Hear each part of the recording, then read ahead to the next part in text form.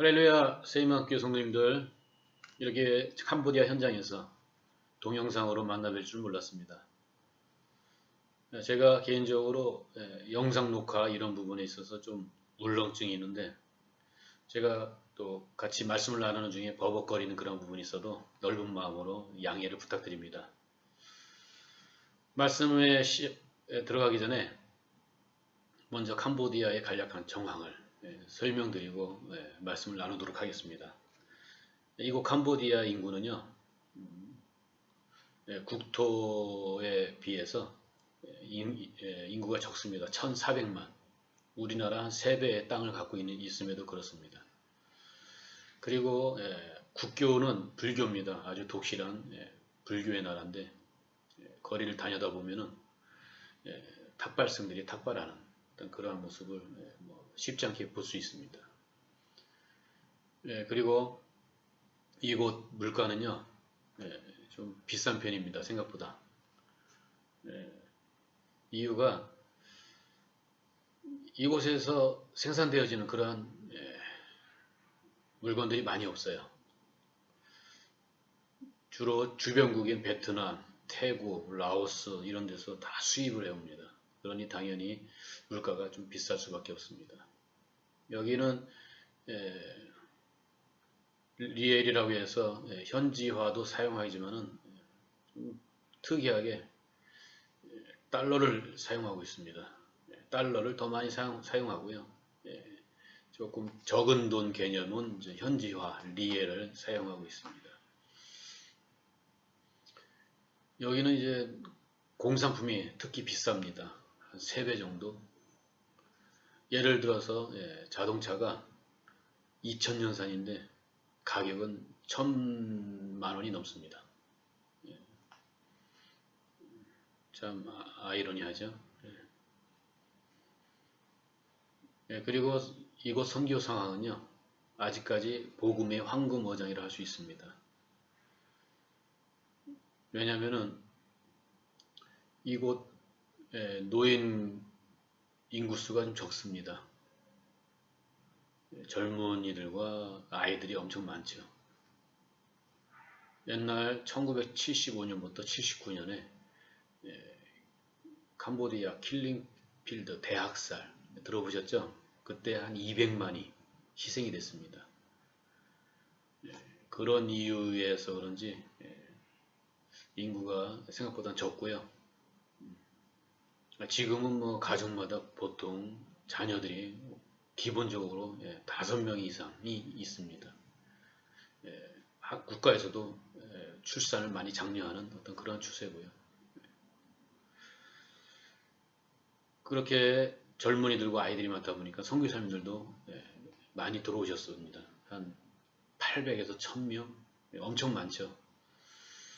어떤 분들은 선교사들이 이렇게 많은데 뭐하러 그 나라에 가십니까? 이렇게 질문도 하기도 하는데, 정작 와보니까 아직 현지 교회가 또 사역자들이 독립적으로 사역을 또한 지역 복음화를 감당하기에는 아직 무리가 되는 것 같습니다. 향후 한 10년 이상은 계속 외국 선교사들의 도움을 받아야 되지 않을까 하는 그러한 추측이 됩니다. 그 외에 어떤 좀 상황들은 제가 함께 따로 또 동영상을 가지고 또 간략하게 보고한 어떤 영상이 있습니다. 그걸 한번 참고하시면 되겠습니다. 그럼 오늘 말씀으로 들어가겠습니다. 오늘 선교주의라고 하시는데, 여러분들도 아시다시피 또 여러분들의 교회도 겪는 부분이지만 많은 교회들이 지금은 선교에 대해서 좀 어려워하고 있습니다. 코로나 전국 때문이죠.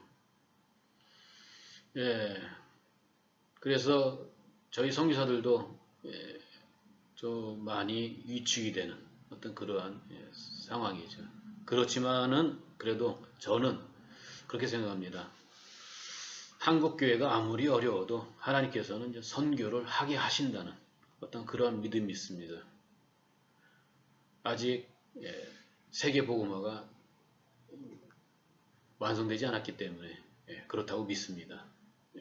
그러한 큰 역사에 우리 새희망교회가 지속적으로 쓰임 받고 있는 것에 대해서 축하드리고 격려를 보내드립니다. 오늘 본문 말씀 신명기 32장에서 보겠습니다. 1절에서 16절이죠.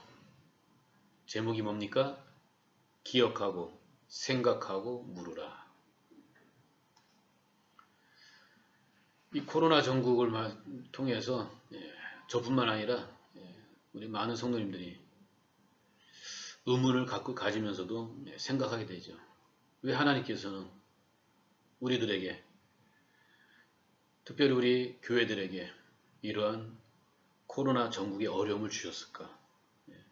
저도 한국에 한 2년 이상 본의 아니게 체류하게 되었는데, 사실 한국에 있을 때는 깊이 많이 묵상을 못했습니다. 여러 어떤 이유에서, 또 심적으로 또 파송교회에 대한 어떤 미안함, 그런 부담감도 있고, 우리 또 형님 교회가 나날이 어려워지는 그러한 어떤 상황들을 보면서 좀 많이 힘들었죠. 그러는 와중에 또 중국 입국 거부를 당하고 또 새로운 사역지를 막 찾고 경황이 없었죠. 이제 좀 캄보디아로 결정을 하고 또 나가려고 하니까 코로나가 발생되는 바람에 막 묶여 있다가 또 멘붕 가까이에 이르는 그러한 지경에 이르렀는데, 또 다행히 하나님께서는 저희들을 긍휼히 해주셔서 캄보디아 하늘길은 막지 않으심으로 인해서 저희들이 들어와서 7개월 동안 지금 생활하고 있죠. 그래서 들어온 이후로는 한국에서보다도 더 많은 하나님과 또 교제와 또 하나님 앞에서의 묵상하는 시간을 많이 갖게 됐습니다. 그러면서 많이 저도 또 와서 질문을 했죠. 하나님께서 분명히 허락하신 가운데 이 코로나 전국이 터진 건데 무슨 이유에서 이렇게 하셨을까? 뭐 주변 사람들은 뭐 정부 탓, 남의 탓, 뭐 이 사람 탓, 저 사람 탓, 많이 그러한 탓을 하는 그런 부분도 봤습니다. 그렇지만은 제가 볼 때는 또 기독교인 중에서 그렇게 탓을 하는 사람들은 많았었어요. 그래서 저는 속으로 생각하기에 또 잘 아는 사람에게는 그런 남의 탓을 하기 전에 그럴 시간이 있으면 더 많이 나라를 위해서 기도하고 민족을 위해서 기도하고 우리 자신을 위해서 한국교회를 위해서 기도합시다. 이러한 요청을 한 적도 있습니다. 오늘 본문의 말씀이 우리에게 명확한 해답을 주는 것 같습니다. 저는 다른 부분의 말씀은 뭐 시간 관계상도 그렇고 또 선교주일 특별 말씀에 나누는 시간이기 때문에 더 좋은 말씀은 우리 연병동 목사님을 통해서 많이 들으시고요. 그리고 본문 중심으로 해서 하나님께서 우리에게 왜 이러한 참 힘들고 어려운, 모두가 겪기 힘든 이러한 코로나 전국을 주셨을까 하는 부분에 대한 답을 우리 오늘 본문 신명기 32장의 말씀을 통해서 찾겠습니다. 여기에 1절의 말씀을 보니까 하늘이여 귀를 기울이라 내가 말하리라 땅은 내 입의 말을 들을지어다. 먼저 하나님께서 말씀하십니다. 너희들은 잠지 않고 먼저 내가 하는 말을 한번 들어봐라. 이렇게 얘기하십니다. 그렇게 말씀하시면서 당신에 대해서 설명합니다. 나는 반석이니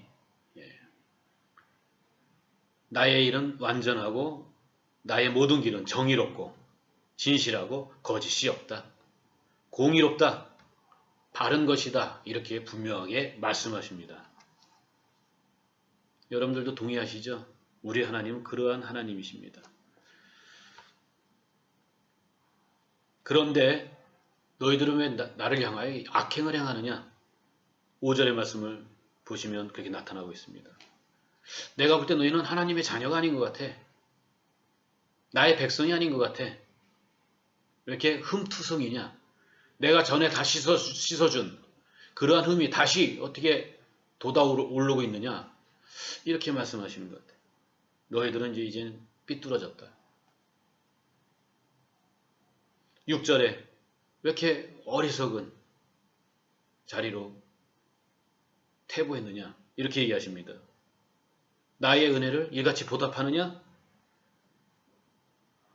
나는 너희들의 아버지가 아니냐? 너를 창조한 자가, 창조주가 아니냐? 이렇게 말씀하십니다.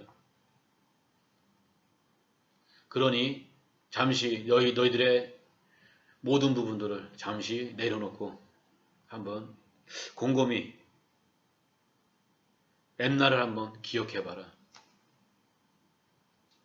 내가 처음 너를 이끌었을 때 그때 당시의 어떤 모습, 너희 교회 처음 세워졌을 때 그러한 모습,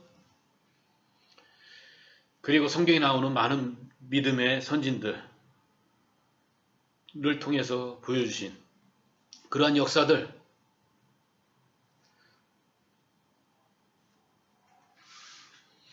그러한 부분들을 한번, 그리고 내가 몸소 너희들과 함께 하면서 온전한 희생물이 되었던 그러한 사건들, 예수 그리스도를 통해서 보여준 그러한 부분들을 깊이 생각해 봐라. 그래도 이해가 안 된다면 말씀을 통해서 기도하는 중에 물으라. 그리고 그 답을 들으라. 이렇게 말씀하시고 있습니다. 그러면서 다시 한번 4절과 같은 그러한 당신을 소개한 그 하나님께서 어떻게 역사를 펼치셨는가 하는 부분을 8절부터 잘 설명을 하고 있죠. 지극히 높으신 자가 민족들에게 기업을 주실 때, 인종을 나누실 때에 백성들의 경계를 다 정하셨다는 얘기죠. 그분이 알아서 그분이 생각하기에 적합한 방법으로 하셨다는 얘기죠. 여호와의 분깃은 자기 백성이라. 뭐 분깃이라는 어떤 의미가 있지만은 이 말씀 안에서의 어떤 부분은 우리가 하나님에게 있어서는 소망이 되고 희망이 되는 어떤 그러한 의미의 말씀이라고 볼 수 있겠죠. 그러면서 그러한 하나님께서 우리들의 모든 삶 가운데서 관여하시고 붙잡아 주시고 이끌으셨던 그런 말씀이 있습니다. 어디 가운데서요? 10절에 보니까 황무지 가운데서, 황무지에서, 짐승이 부르짖는 광야 가운데서, 척박한 곳이죠. 그곳에서 만나시고 호위하시며 보호하시며 자기의 눈동자같이 지키셨도다. 듣기만 해도 큰 힘이 되지 않습니까? 우리가 하나님의 결제 아래 코로나 전국을 지나고 있는 이 가운데서도 하나님께서는 우리를 만나주시고 호위해주시고 보호하시며 자기의 눈동자같이 지켜보심을 여러분들은 믿으시고 그 믿음 아래 온전히 행하시는 귀한 은혜가 있기를 주님의 이름으로 축원드립니다.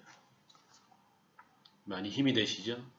힘들으실 때 이 구절이라도 한번 동그라미 치면서 읽어보세요. 만나시고 호위하시며 보호하시고 자기의 눈동자같이 지키셨도다.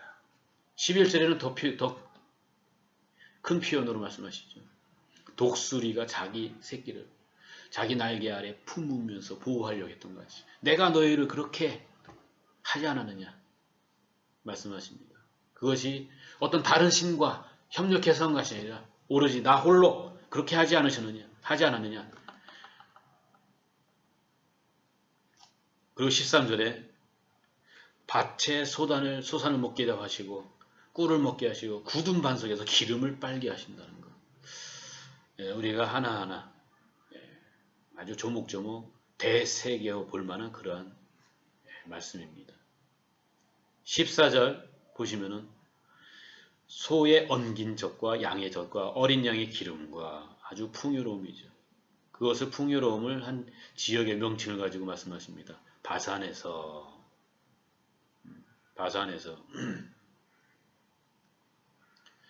바산이라는 어떤 이 지역은 아주 비옥한 땅이죠. 주변에 높은 산이 있고 강과 호수가 있어서 무엇을 농작을 하든 무엇을 하여튼 다 그냥 뿌리는 대로 풍년작을 맞이할 수 있는 어떤 그러한 곳이죠. 그러한 좋은 것들로, 아름다운 것들로, 귀한 것들로 함께 하셨다는 것이죠. 1절에는 또 15절에도 그런 표현을 하는데, 특별히 15절에 같은 경우는 여수룬이라는 어떤 표현을 써서 말씀하십니다. 미리 말씀드리는 것이지만 여수룬이라는 어떤 그 이름은, 그 의미는 이스라엘 백성을 지칭하는 어떤 하나님의 다정다감한 그런 표현의 호칭이라고 할 수 있습니다. 그래서 여술은 곧 이스라엘 백성을 지칭하는 겁니다. 그렇게 이스라엘 백성들과 항상 밤낮 쉬지 않고 항상 함께 하시는 그러한 하나님이심을 강조하십니다. 왜 강조하실까요? 15절부터 말씀을 보게 되면 하나님의 어떤 무엇으로도 표현할 수 없는 엄청난 서운함을 느낄 수 있습니다. 내가 이토록 9절부터 14절까지 말씀을 표현한 것 같이 내가 너희들과 이렇게 함께 하였는데 너희들이 어떻게 배은망덕하게 나를 발로 차버리고 너희가 살찌고 비대해짐으로 인하여서 윤택하여짐으로 인하여서 나를 잊어버리고 너희를 구원한 반석과 같은 나를 업신여기느냐 이렇게 얘기하십니다. 이러한 말씀 15절 말씀을 볼 때 떠오르는 부분이 있습니다. 이해가 충분히 될 수 있는 어떤 그런 떠오름입니다. 우리 부모님들 우리 성도님 가운데서 부모님들 많이 계실 텐데 자녀들에 대해서 서운함을 느낄 때가 좀 있었을 겁니다. 있으셨죠? 저도 두 딸을 갖고 있지만은 어쩔 때는 또 서운함을 느낄 때도 많습니다. 따지고 보면 그 서운함을 가져줬다는 그런 동기는 아주 작은 겁니다. 작은 것임에도 불구하고 그 작은 것으로 서운해합니다. 그렇다고 우리 자녀들에게 내 자녀들에게 하나님같이 그러한 한량없는 한없는 무한의 공급을 돌봄을 투자를 했느냐? 그렇지는 않습니다. 그렇지 않은 우리 부모들도 자녀들의 그 작은 행동 조금 마음을 서운케 하는 그 행동 탓에 좀 삐지고 또 서운해하는 어떤 그러한 것을 볼 때 하나님의 우리를 향한 그 마음을 충분히 헤아릴 수 있다는 얘기죠. 하나님도 충분히 이렇게 서운한 마음을 가질 수 있겠구나 하는 것을 우리가 느낀다는 얘기죠. 그래서 16절에 보니까 너희들이 다른 신들을 통하여서 나를 질투하게 하는구나. 나의 진노로 격발하게 하는구나. 그렇게 얘기하십니다. 나에게 제사하기는 이제 제사하는 것을 멈추고 너희들이 알지 못하는 신들에게 제사하기에 바쁘구나. 이렇게 얘기하십니다. 지난 제가 선교 편지에 잠깐 언급했던 내용과 같이 너희들이 입술로는 나를 경외한다고 하지만 마음에서는 너희들의 삶에서는 나를 멀리하는구나 하는 그러한 의미의 말씀이라고 할 수 있다는 얘기죠. 18절에 너를 낳은 반석을 내가 상관하지 않냐고 너를 내신 하나님을 내가 잊었도다. 잊어버린 거에 대해서 엄청 그러면서 그러므로 여호와께서 보시고 미워하셨으니 그 자녀가 그를 경록하게 한 까닭이라. 미워하셨다고 합니다. 경록해 한 까닭으로. 그래서 단호한 말씀을 하십니다. 우리 부모들이 자녀들에게 하는 거지. 너 그딴 식으로 하려면 호적에서 네 이름 판에서 나가라고 이렇게 엄벌을 그냥 하는 것 같이 그러한 정도는 뭐 아무것도 아니죠. 하나님께서 20절에 뭐라고 말씀하십니까? 그가 말씀하시기를 내가 내 얼굴을 그들에게서 숨겨. 이 숨기신다는 거 참으로 하나님과 동행의 경험을 느껴보지 못한 사람은 감히 느낄 수 없는 부분입니다. 다윗이 자기의 시를 통해서 고백한 내용이죠. 자신을 저버리지 말아달라고. 자기에게서 얼굴을 돌리지 말아달라고. 그가 그런 고백을 했습니다. 그는 간절한 고백이었습니다. 왜 그러냐면은 그러한 간절한 고백이 그에게 나올 수 있었던 것은 사울왕을 통해서 그는 보았습니다. 하나님의 영이 떠난 사울왕의 어떤 최후가 얼마나 비참했던가를 다윗왕은 옆에서 지켜보았지 않습니까? 아주 엄청난 심판인 것이죠. 그들의 종말이 어떠함을 보리니 그들은 심히 패역한 세대요 진실이 없는 자녀임이라. 분명한 답을 주고 있습니다.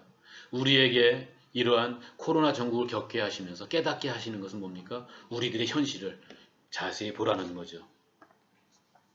그러면서 그 심판의 내용을 21절에 아주 자세하게 말씀하고 있습니다. 그들이 하나님이 아닌 것으로 나를 질투하게 했으니까 나도 백성이 아닌 자로 그들에게 시기 나게 한다고 하십니다. 어리석은 민족으로 그들의 분노를 일으키리로다. 어리석은 민족으로 지칭하십니다. 22절. 그런데 그러한 분노를 어느 정도까지냐? 내 분노의 불이 일어나서 스올의 깊은 곳까지, 지옥에 간 것만으로도 엄청난 저주인데, 심판인데, 거기에서도 더 큰 고통을 겪게 하신다는 얘기죠. 참으로 무서운 말씀이죠. 23절. 내가 재앙을 그들에게 쌓으며 내 화살이 닿을 때까지. 재앙을 쌓는데 내 역량을 다해서 그들을 향하여서 그 재앙을 쏟아 붓겠노라 이렇게 말씀하십니다. 그리고 24절. 그들이 주림으로 쇠약하며 불같은 더위와 독한 질병의 상처일 것이라. 내가 들짐승의 이와 티끌에 기는 것의 독을 그들에게 보내리로다. 25절. 밖으로는 칼에 방 안에서는 놀람에 멸망하리니 젊은 남자도 처녀도 백발노인과 함께 젖먹는 아이까지 그러하리로다. 쭉 밑에까지 읽으면 더 절실하게 또 그러한 하나님의 노여우심이 하나님의 그 서운하심이 결과가 나타남을 볼 수 있는데 25절까지만 봐도 우리는 충분히 하나님께서 우리를 향하여서 얼마나 서운해하시고 얼마나 마음 아파하시는가를 우리가 느낄 수 있다는 얘기죠. 여러분들도 어떻게 그렇게 느껴지십니까? 이러한 저주와 같은 아주 큰 심판을 우리들에게 할 수 없이 줄 수밖에 없다. 이렇게 말씀하실 때 우리는 그러한 어떤 이러한 말씀들을 이러한 또한 상황들을 어떻게 받아들여야 될까요? 그냥 세상 사람들과 같이 하나님을 믿지 않는 사람들과 같이 또 교회를 다닌다고 하지만은 하나님 믿는다고 하지만은 하나님을 온전히 믿지 못하는 그런 불신앙적인 신앙을 갖고 있는 그러한 자들과 같이 두려움에서만 그 심판에 대한 두려움에만 버들버들 떨고 있으라는 이제 절망 가운데 있으라 하는 이제 좌절하며 낭만 가운데 있으라 하는 그러한 말씀일까요? 절대 그렇지가 않습니다. 이러한 정말 큰 저주와 같은 큰 심판을 우리에게 내릴 수밖에 없다고 하시는 그 경고의 말씀을 주시는 것은 뭐냐면은 우리들로 하여금 어떠한 회개할 수 있는 우리들로 하여금 처음 신앙을 회복할 수 있는 그러한 기회를 주시고자 하는 뜻이 먼저임을 믿습니다. 믿으십니까? 두려움이나 여러 가지 상황을 통한 어떤 두려움이나 어떠한 어려움 거기에 초점을 맞추지 마시고요. 이러한 모든 어려움의 상황을 왜 하나님께서는 우리에게 겪게 하시는가 하는 거기에 그 안에 무슨 분명한 뜻이 있음을 믿는 가운데 거기에 초점을 맞추신다면 하나님의 중심을 우리가 알 수 있을 겁니다. 그 중심은 무엇입니까? 우리가 하루속히 우리 스스로가 생각하기에 나는 그러한 족속이 아닙니다. 저는 그러한 배은망덕한 그러한 자녀가 아닙니다. 하나님이 아시지 않습니까? 내가 하나님에 대해서 얼마나 충성했는지 열심히 했는지. 그렇다 할지라도 하나님 앞에서는 온전한 자가 없습니다. 하나님께서 말씀하시지 않습니까? 섰다고 생각하는 자들 넘어질까 조심하라 말씀하지 않습니까? 이 세상에 의인은 한 명도 없습니다. 모두가 하나님 앞에 있어서는 부족한 죄인입니다. 그렇기 때문에 이러한 어려운 상황을 우리가 맞닥뜨리지 않고 있습니까? 그래서 바라건대 저와 여러분들은 이 말씀을 한번 깊이 묵상하시는 가운데 정말로 오늘 제목과 같이 하나님께서는 기억하라고 하셨습니다. 무엇을 기억합니까? 나를 나되게 하시고 나를 하나님 백성 삼으시고 자녀 삼으신 그 처음의 그때를 기억하면서 누가 그렇게 수렁덩이에서 건져내었느냐? 내가 아니냐? 다시 한번 그 건져주신 하나님을 기억하라는 그러한 말씀인 줄 믿습니다. 그것으로서 회복이 안 된다면 생각하라고 하십니다. 무엇을 생각하느냐? 너희 성경을 통하여서 보여준 믿음의 조상들과 내가 어떻게 그들이 부족함에도 불구하고 어떻게 함께하였고 저들이 부족하지 않을 때, 연약해지지 않을 때, 패역해지지 않을 때 내가 그들과 얼마만큼 함께하였는 것을 믿음의 조상들을 통하여서 볼 수 있지 않느냐. 그들과 그렇게 함께 역사하셨던 그 하나님을 깊이 생각하라. 더욱이 스스로 육체가 되어서 온전한 희생을 보여주신 그 예수 그리스도의 희생, 그것을 깊이 또 생각하라 말씀하지 않습니까? 깊이 생각하게 되다 보면은 자연스럽게 우리들의 연약함이 회복되고 또 그것 가지고도 안 된다면 물으라 하십니다. 무엇을 물으라 합니까? 하나님께서 왜 아직도 이러한 역사를 펼치는지 아직도 이해가 안 됩니다. 그러할 때 나의 말씀 앞에 나와 말씀을 들으면서 묻고 나의 앞에 철저히 자복하는 자세로 나와 기도하는 가운데 물으라 하십니다. 우리가 이러한 오늘 제목과 같은 기억하고 생각하고 묻는 이러한 지혜롭고 복된 자세가 우리에게 진행되어진다면 우리가 우리의 현 주소를 바로 보게 되고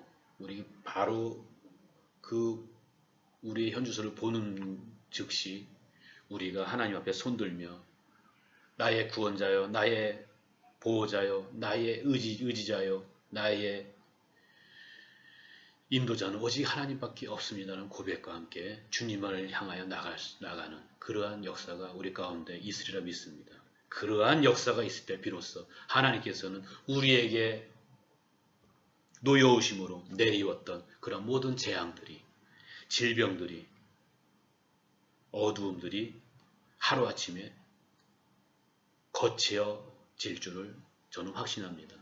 여러분들도 확신하시죠? 확신하신다면 이 말씀 부여잡고 우리가 더욱더 주님 앞에 온전한 걸음으로 나아가시는 가운데 온전한 회복까지 맛보시는 귀한 은혜가 있기를 주님의 이름으로 축원드립니다. 감사합니다.